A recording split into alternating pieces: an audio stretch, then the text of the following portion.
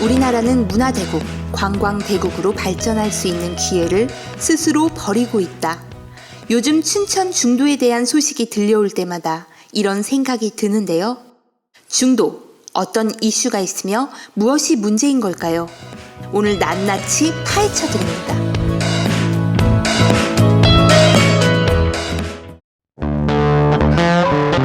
첫 번째 이야기, 춘천 중도에 무슨 문제가 있는데?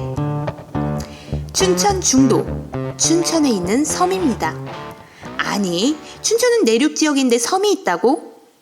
여의도나 남이섬과 같이 춘천 중도는 북한강 안에 있는 섬이에요. 중도는 원래부터 섬은 아니었답니다. 1960년대에 의암댐이 건설된 이후 일부 지역이 수몰되어 섬이 된 지역입니다. 그런데 강원도가 이 지역에 레고랜드를 유치했다고 합니다. 짜잔! 세계에서 7번째의 레고랜드라고 하는데요. 그리고 차이나타운도 들어선다고 하며 지역 경제 활성화에 많은 도움이 될 것이라 기대하고 있습니다.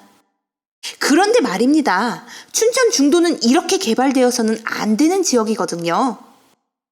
왜냐하면 중도에서 유적이 엄청 많이 나오거든요. 그것도 미스테리한 고대 역사를 밝혀줄 유적 유물들이요. 현재 발견된 것만 해도 고인돌은 100기 이상, 집터는 약 1000여 기. 유구, 그러니까 유구는 옛날 건축물의 잔존물인데요. 건축물의 구조 등을 알 수 있는 실마리예요. 이것은 옮길 수가 없어요. 이 유구가 약 1500기 이상 나왔다고 합니다. 더 나오겠죠. 가히 한반도 최대 규모의 청동기 마을 유적이 발견된 것이에요. 그런데 이 중도에 레고랜드를 건설한다고 합니다. 그래도 될까요? 우리나라 최고의 역사 문화도시 어디가 떠오르시나요? 바로 신라 천년의 수도 경주를 빼놓고 이야기할 수가 없죠. 첨성대, 석굴암, 불국사, 경주는 참 멋진 도시예요. 그런데 경주 좀 멋지지만 발전은 좀 덜 돼 있는 것 같아요. 왜요? 왜냐하면 경주의 대부분의 지역에서는 개발이 안 되거든요. 법으로 금지되어 있어요. 땅만 파면 유물이 나오는데 그거 다 보존해야겠죠. 그런데 춘천 중도도 땅만 파면 유물이 나오지만 그냥 레고랜드 건설하는데요. 중도와 경주 대우가 너무 다르네요. 뭐가 다르지? 경주의 유물은 신라, 춘천 중도에서 나오는 유물은 고조선. 그렇기 때문일까요? 두 번째 이야기. 고조선, 너는 진짜 역사니? 이거 뭔지 아시겠나요? 우리나라 역사 연대표인데요. 바로 국립중앙박물관의 연대표입니다. 아니, 근데 고조선이 없네요. 제가 최근에는 국립중앙박물관을 가보지 않아서 잘 모르겠는데요. 국립중앙박물관에는 고조선이 역사로 인정되었다가 없어졌다가 오락가락합니다. 참, 뉴스에서도 나왔고요. 여기는 경주박물관인데요. 역시 고조선이 안 보여요. 여기는 영국의 대형 박물관입니다. 우리나라 박물관에 고조선이 안 보이는데 대형 박물관에 고조선이 있을 리가 없습니다. 아니, 고조선, 우리가 알고 있었던 고조선은 가짜 역사였단 말인가요? 우리는 학교에서 고조선을 배웠습니다. 기원전 2333년에 단군 할아버지, 단군 왕검께서 건국하셨다고 배웠죠. 그런데 역사학계에서는 그것은 가짜 역사라고 이야기합니다. 아니, 왜?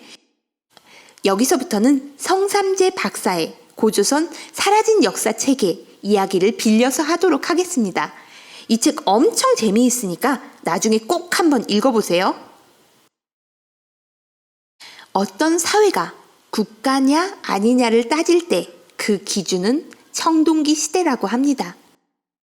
그러니까 세계적으로 볼 때 국가는 청동기 시대가 되어야만 세워진다고 합니다. 그러면 언제부터 청동기 시대가 시작되었냐? 그것이 중요한 것이겠죠. 우리나라 청동기 시대의 시작은 바로 기원전 1000년 전. 그렇기 때문에 기원전 2333년 건국된 고조선의 이야기는 바로 가짜 이야기. 이것이 역사학계의 논리입니다. 신화로만 생각했던 고조선 때문에 역사학계에서는 춘천 중도 유적지에 관심을 갖지 않는 것입니다. 사실 레고랜드가 중도 유적지를 얼른 덮어줬으면 하는 마음도 내심 가지고 있지 않을까요? 하지만 기원전 2333년에 건국한 고조선, 진짜 역사 이야기거든요. 고조선이 신화라는 역사학계의 논리를 반박해 볼게요. 이건 역시 고조선 사라진 역사 책의 이야기를 빌려서 하는 것이에요. 고대 국가 하면 이집트, 메소포타미아, 인도, 황하를 들 수 있는데요. 이거 세계 4대 문명이죠. 그런데 말입니다. 이 국가들 모두 청동기 시대에 건국된 거 맞아요? 먼저 이집트 왕조. 이집트 왕조는 청동기 문명의 성장과 직접적인 인과관계가 있다는 연구를 찾아볼 수가 없다고 합니다. 이건 이집트 문명 전문가인 일본 와세다 대학 요시무라 사쿠지 교수가 한 이야기예요. 그러면 이집트 왕조만 그럴까요? 아니요. 인도 문명, 그리고 청동기 문명의 발생지로 꼽히는 메소포타미아 문명 역시 마찬가지입니다. 국가는 청동기 시대에나 건국된다. 그거 아닙니다. 그러므로 고조선이 청동기 시대에 건국되지 않았다고 무조건 신화로 생각하는 것은 잘못된 생각. 그것뿐만이 아니에요. 우리나라 청동기 시대의 시작. 그것 또한 이상하답니다. 자, 이것은 청동기 시대의 시작에 대한 학자들의 입장인데요. 기원전 4000년부터 청동기 시대가 없었다는 것까지 입장이 정말 다양하네요. 여기에는 미국 학자의 입장도 있어요. 사라 넬슨 교수. 사라 넬슨 교수는 청동기 시대의 시작을 기원전 2000년으로 보고 있네요. 그렇다면 우리나라 최고, 그러니까 가장 오래된 청동기 유적은 어떻게 될까요? 고조선 사라진 역사 책에서는 진주 남강 수몰지구의 예를 들며 기원전 15세기 안팎으로 이야기를 하고 있습니다. 이거 거의 20년 전 이야기인데요. 좀 오래되었네요. 이때 국립문화재연구소의 조유전 소장은 이렇게 표현합니다. 자고 나면 기존의 학설이 깨지는 분야가 고고학계인데 청동기 시대 또한 새로운 단계로 접어들고 있다. 우리나라 청동기 시대의 시작, 기원전 1000년이라는 숫자의 수정을 진지하게 논의해봐야 하지 않을까요? 고조선 건국에 대한 진지한 논의는 당연한 것이고요. 이런 고조선에 대한 논란을 잠재울 수 있는 혹은 불을 더 지필 수가 있는 춘천 중도 유적지, 지금이라도 방향을 바꾸어 보존하고 연구를 해봐야 합니다. 그런데 이게 끝이 아니에요. 좀 더 재미있는 논란이 한 가지 더 있답니다. 세 번째 이야기, 고인돌, 그 원조집을 찾아라. 전 세계에 7만 기가 있고 그 중에 40%가 넘는 3만 기가 한반도에 몰려있다는 이 유적. 이것은 바로 고인돌. 이 좁디 좁은 한반도에 고인돌이 이렇게 많이 있다니 왜 그럴까요? 제가 예상을 해봤는데요. 첫 번째 가설, 한반도는 옛날에 전 세계의 무덤터였다. 그래서 고인돌이 그렇게 많은 거예요. 두 번째 가설, 한반도에서 고인돌 문화가 시작되어 전 세계로 퍼졌다. 어떤 것일 것 같아요? 한반도가 고대 세계의 무덤은 아니었을 것 같고 한반도에서 고인돌 문화가 퍼졌다고요?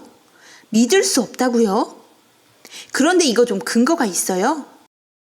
한반도와 그 주변에서 발견되는 기본적인 고인돌 양식은 유라시아 대륙의 끝을 넘어 영국과 아일랜드에서까지 볼 수가 있다고 합니다. 그런데 영국에서 흔한 고인돌 양식은 한반도에서 전혀 발견되지 않는다고 해요. 그래서 유럽의 고인돌과 한반도의 고인돌의 관계를 체계적으로 연구해온 변광영 교수는 고인돌의 기원을 한반도로 추측합니다. 고인돌이 한반도에서 퍼져나갔다면 고인돌과 같이 묻혀있는 청동기 유물들까지 같이 퍼졌겠죠? 그런데 청동기 문화 역시 그 기원을 극동아시아로 보는 학자들도 있습니다. 다만 우리나라에서는 그런 학설에 대해 관심을 가지지 않았을 뿐이죠. 핀란드의 학자 아스페링은 청동기 문명이 시베리아나 극동아시아 지역에서 발생해 유럽으로 전파되었다라고 주장하고요. 덴마크의 학자 와르시 역시 청동기가 중국을 비롯한 극동아시아 지역에서 나타나 알타이와 우랄 산맥을 거쳐 북유럽으로 전파되었다고 주장합니다. 이들은 그 당시 유럽과 시베리아에서 진행된 청동기의 발굴 결과를 보고 그렇게 주장하는 것입니다. 그렇다면 한반도 최대의 청동기 마을과 고인돌이 100기나 나온 춘천 중도 유적은 이런 논쟁에 중요한 키를 가지고 있을지도 모릅니다. 그런데 왜 플라스틱으로 덮어버리냐고요? 정말 화가 납니다. 기원전 2333년에 건국되었다는 고조선의 실존 여부, 그리고 청동기 문명의 기원과 고인돌의 기원, 이 키를 쥐고 있을지 모르는 춘천의 중도 유적. 누구는 이야기하죠. 과거의 역사가 지금 현재에 도움이 안 된다면 그 과거는 죽은 과거일 뿐이라고. 이 부분에 대해서는 성삼지 박사의 책의 서문을 빌려서 이야기하도록 하겠습니다.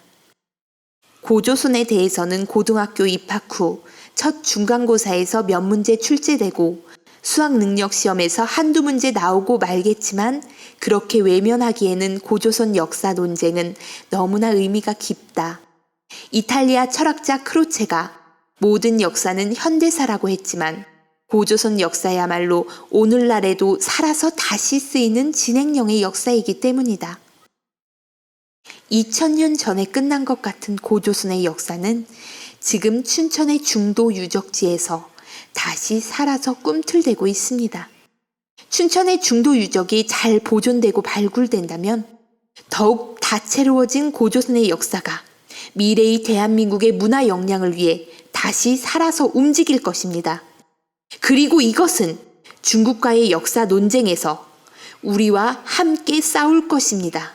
이렇게 소중한 역사, 플라스틱 아래에 그냥 덮어버리실 건가요?